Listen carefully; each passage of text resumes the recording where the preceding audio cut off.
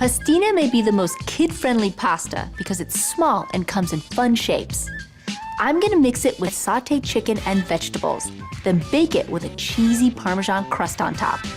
The kids will love baked chicken and pastina, and so will you. While Charlie and Lucy play outside, I'm gonna make the perfect lunch for them, my Italian pastina with chicken. So first thing I wanna do is just salt my water for the pasta. Now, pastina just means little pasta, so it can be any shape. It can be these elbow macaroni, which I just love. We're just gonna throw in just a little bit. There we go. And they puff up, so you don't need that much. We'll let these cook, and because the pasta is so small, it only takes about 5 or 6 minutes to cook. So while that cooks, I'm gonna heat my skillet, and we're gonna cook some chicken. So we're gonna add some chicken to the pastina, then bake it with cheese. It's gonna be a hit. I know I loved it as a kid. Something that you can make in advance and then just reheat it later on if you need to. And you can make a whole bunch, like just a big baking dish full. So I'm just gonna add the chicken to my frying pan. And you just wanna brown the chicken a little bit. Brown high. In the meantime, I am going to just use half an onion and a little bit of garlic. Just 1 clove. My mom used to make this kind of dish for us when we were kids. Absolutely loved it. It's sort of the ultimate comfort food for us. You can smell it all over the house too. It's perfect. And what kid doesn't love a cheesy pasta dish? They always do. You just turn that around. And the chicken will finish cooking in the oven with the pasta. You just want to give it a little bit of flavor by browning it in the pan, just a bit here. There we go.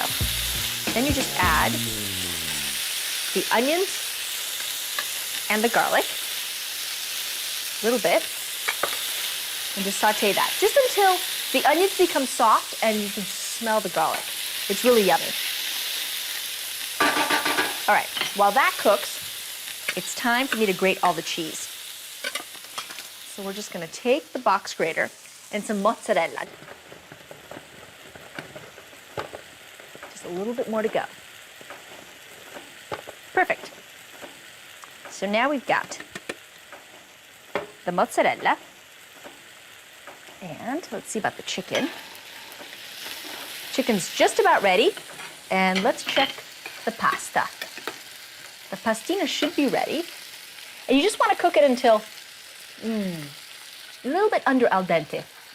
5 minutes or so, and it's ready to go. Perfect. Pasta's ready. Now, I'm gonna add the chicken, the onions, and the garlic. Just get all of those onions there. That smells good. And a little bit goes a long way with all of this. Okay, and we're gonna add all of the mozzarella right on top. And see, already, the hot pasta is melting the mozzarella. Yummy. And we're also gonna add some fresh flat leaf parsley. So parsley and some tomatoes. Gotta add some tomatoes. Again, color, and also the tomatoes help keep the pasta from sticking to each other as well. So we're just gonna add a can of tomatoes. See how pretty that is? You don't have to worry about it all being cooked completely because it's gonna finish cooking in the oven. And I wanna add a little bit of salt and just a little bit of cracked black pepper. Just a tad. That's it, not too much. Oh my gosh. Look at the mozzarella all melted in there. Oh, so good. Now I just wanna put it in my buttered baking dish. So we're just gonna put it all in there.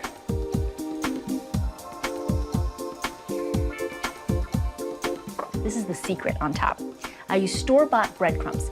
What I love about them is they're nice and dry, so they make for a nice crisp crust on top. And we are going to add some Parmigiano Reggiano right on top. In my family, we all love cheese, so we always add quite a bit of cheese. Mix these two together and then just sprinkle it right over the top, just like that. And if you ever wonder how you get it to be golden brown, I just add a little bit of soft butter right over the top. And the breadcrumbs absorb the butter, and that creates a wonderfully golden crust, crispy and kind of buttery. It's so good. I'm gonna bake this at 400 degrees for 30 minutes.